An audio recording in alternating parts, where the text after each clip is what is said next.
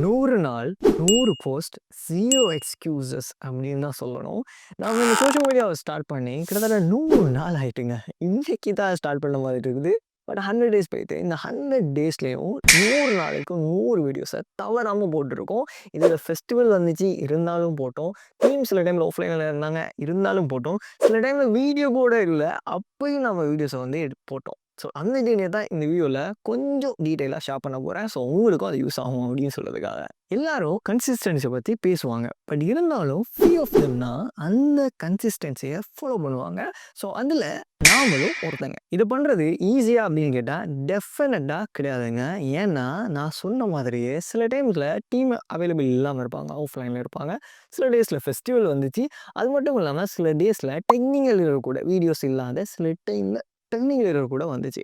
But இருந்தாலும் நான் எடுத்த முடிவு என்ன அப்படின்னா, எவ்ரிடே கன்சிஸ்டன்சியாக என்ன நடந்தாலும் நான் வந்து வீடியோ வந்து போடுவேன் அப்படின்னு சொல்கிறது தான். இந்த வீடியோ இல்லாத டேஸ்லாம் அன்றைக்கே ஒரு வீடியோவை ஷூட் பண்ணி நானே எடிட் பண்ணி எல்லா விஷயங்களும் பண்ணி நானே போஸ்ட்டும் பண்ணேங்க.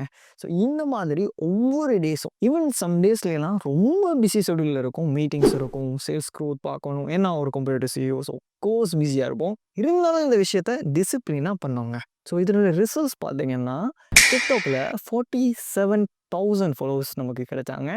யூடியூப்ல பார்த்தீங்கன்னா 2,500 ஃபாலோவர்ஸ் கிடைச்சாங்க. அதே மாதிரி இன்ஸ்டாகிராமில் 1,800 ஃபாலோவர்ஸுக்கு மேலே கிடைச்சாங்க. அதே மாதிரி ஃபேஸ்புக்கில் 800 ஃபாலோவர்ஸுக்கு மேலே கிடைச்சாங்க.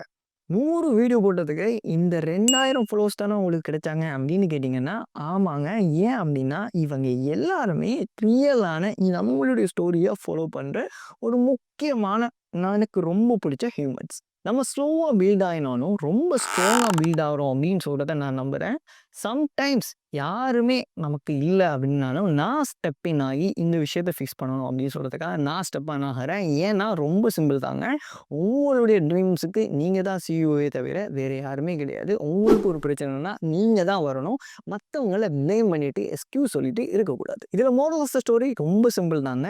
Success doesn't come from motivation, it's come from discipline. And one more thing, ரொம்ப சிம்பிள் தான். யாருமே உங்களுக்காக இல்லைனாலும் உங்களுக்காக நீங்கள் நிற்கணும். அப்படி இருந்தால் மட்டும்தான் இந்த லைஃபுடைய ஜேர்னியை உங்களால் கொண்டு போக முடியும்.